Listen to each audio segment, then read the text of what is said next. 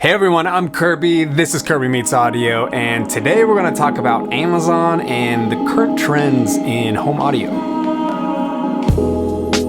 If you're a nerd like me, you might have heard about Amazon's hardware event that went down last month. They unveiled like 50 new Amazon branded products, some of which were kind of nuts, like a smart microwave and an Alexa wall clock, but the ones that really caught my attention were the multiple home audio products that were announced. There's a new, cheaper, speakerless Echo Dot, hello smart DIY speakers, and an update to the Echo Plus, a new Echo Sub, and the really interesting Echo Link and Echo Link Amp. Now, Amazon releasing home audio products isn't anything new. They released their first Echo speaker back in 2014 and really kicked off this whole smart speaker craze. But a lot of things have changed since then, and this new product lineup is a little different from the way Amazon has done things in the past. For a long time, it seemed like Amazon released their Amazon-enabled speakers as primarily a convenient way to order stuff you might need from Amazon.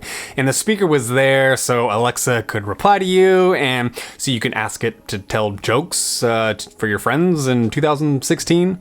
Oh, and by the way, it'll play music if you have nothing else to listen to music on. But these updates and new products are different in that they put sound quality way higher on their list of priorities. Of course, Amazon's first priority is still making it super convenient to give them your money over and over and over again. But in between that, these are now pretty legit sounding home audio speakers with all the modern features you'd expect from Sonos. The most interested and pointed product that reflects Amazon's new priority list is the Echo Link and Link Amp. These are straight up music streaming boxes that are meant to connect to your existing hi-fi speakers or full hi-fi setup. These aren't available yet, and there isn't much information out there about them, but we do know that they are pretty much the same thing as a Sonos Connect and Connect Amp for about $150 to $200 less. And these new streamers don't actually have Alexa built in. You can't talk to these. You'll need a compatible Echo device like a Dot or the Echo app on your phone.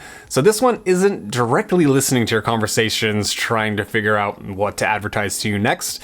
So pure home audio goodness seems to be even higher on the priority list with these. I'm gonna have full reviews for most, if not all, of these new products in time, so that's not really what we're talking about today.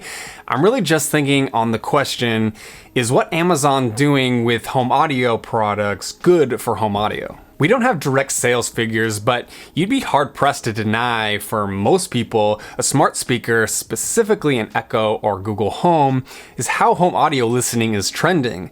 Analysts think most homes will eventually have one in the US. Speakers are getting smaller, and to my ear, the sound profile is changing to one that's more bass-heavy. For years, this is an obvious drawback because small speakers usually have a hard time producing clean and full bass, but that's not really the case anymore. Advancements in DSP and driver and enclosure design has brought that quality up to being a positive now. There are always going to be differing opinions on what sound profile sounds best, be that bass heavy, treble heavy, flat, or anything in between, but I think most reasonable listeners can agree there is a minimal level of sound quality that bridges trash sound from good sound. And I think these cheap Amazon speakers are hitting way above that point. More so than I expected them to be able to. But I don't know if sound quality is a great metric for deciding if Amazon is good for home audio. If you're going into a speaker purchase with money to spend and you want for sound quality, these speakers probably aren't even on your radar. A better metric might be value. This new Echo Plus is $149, and that's the release price. You know they're gonna push out some killer deals over the holidays, but even at $149, the value is high here. What is pretty obvious is Amazon is really going after Sonos, some of the best-selling speakers on their marketplace. The new Echo Plus can do all the fun features the Sonos Play 1 can, like stereo pairing, selectable and controllable zones, and for the same price, the Echo packs in smart functionality. A stereo pair of Sonos Ones and a Sonos Sub will cost you around $1,000.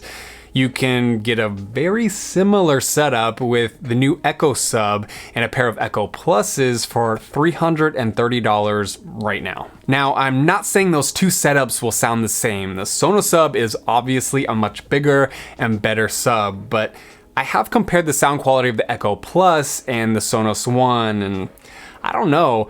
At a third of the price for those setups, could it really sound that much better? Obviously, this is my opinion, and that's what's fun about speakers and music listening. Everyone can have their own opinion, and they're all valid. So I want to hear from you guys. What do you guys think about the future of everyday home audio? Are you excited about the convenience and low prices we're seeing now? Or are you a diehard sound quality guy that will never give that up? What do you guys think? I want to hear it down in the comments. I'm a little on the fence about all this. I think the convenience and prices are great if you're in the market for sound and you know, you're not expecting critical listening or any of that, you know, experience stuff. These things sound great just having them around the house, and the use of zones and stereo pairing, it's all pretty gravy. I don't know, it's hit or miss. It's kind of a love-hate relationship right now, to be honest, for me. Yeah, I'm not giving up my listening setup anytime soon, but in the living room, yeah, I got an Echo Plus. So, all right, subscribe if you want to see those upcoming review videos. Thank you guys for watching, and I'll see you guys soon. See ya.